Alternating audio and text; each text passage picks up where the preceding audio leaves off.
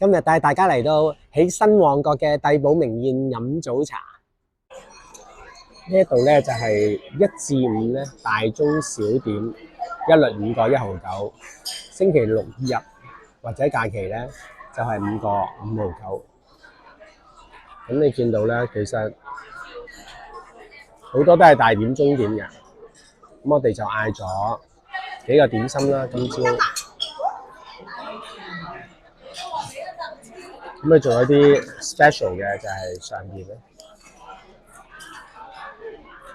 咁即係話今日除咗個韭菜頭先嗰個蝦盒係3個9.9之外咧，呢個係特價嘅。咁其他都係基本上都係5個1.9。再睇翻佢有一啲乜嘢係超過大點嘅啦，嗱，見到係蝦餃啦、牛筋啦、墨魚仔啦、牛雜蘿蔔啦、豬手啦、蒸雞啦咁樣。咁所以其實仲有其他少少啦，牛仔骨呢啲一定唔會係大點㗎啦，呢啲 special 嘅，例如係炸龍鬚都係啦。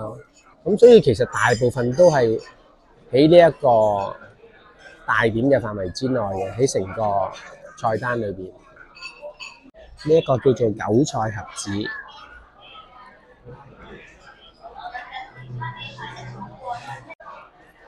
反開去咧都幾飽滿嘅，色水都幾靚。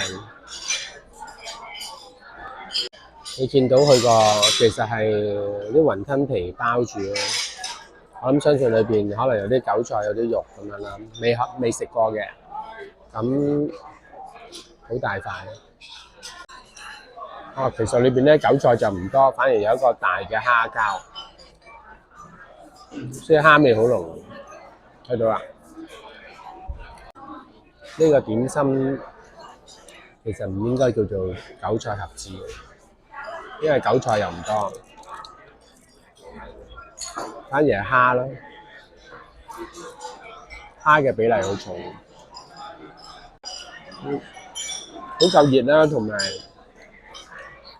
佢嘅蝦喺中間啊，好惹味啊！佢個皮都好脆啊，soft 聲。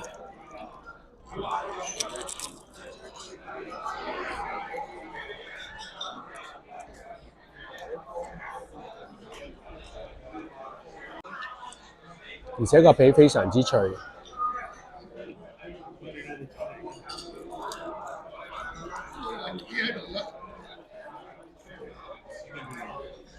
跟住呢一個咧叫做煎釀雙寶，係冇咗辣椒啊，變咗煎釀雙寶。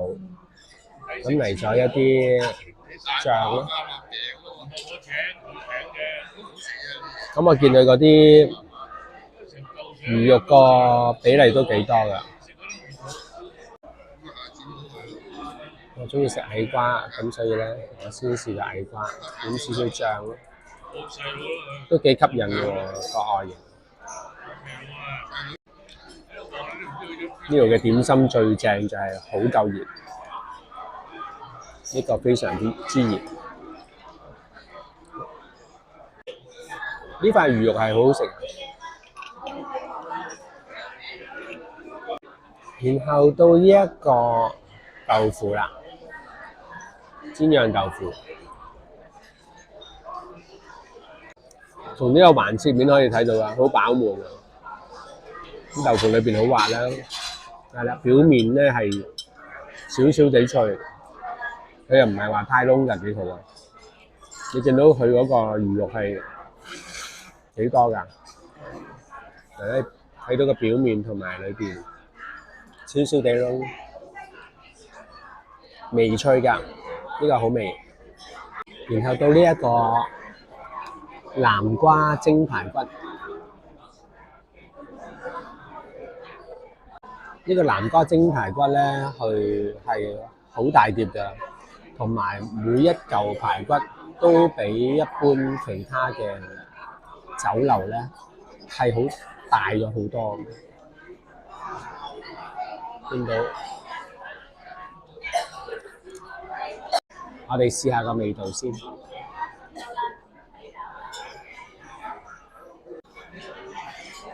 個排骨都夠味嘅。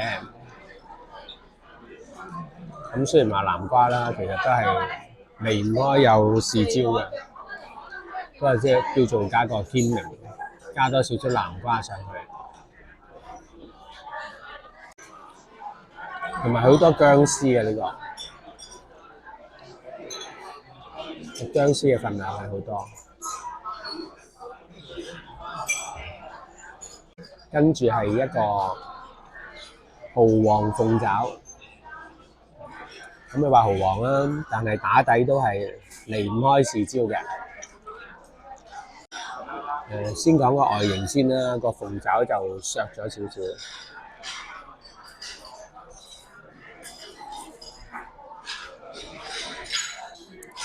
因為呢個鳳爪本身又唔係好大啦，咁所以咧食落去咧就冇咗嗰啲，因為鳳爪呢一個本身佢係比較細嘅，你見到佢好細嘅，所以食落去咧就一陣好薄嘅皮咁樣咯。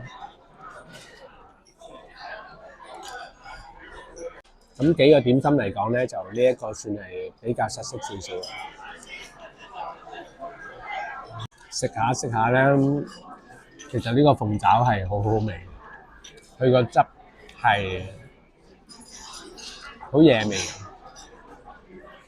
所以如果唔嫌呢個鳳爪係比較細削咗少少嘅，呢個都可以係一個選擇。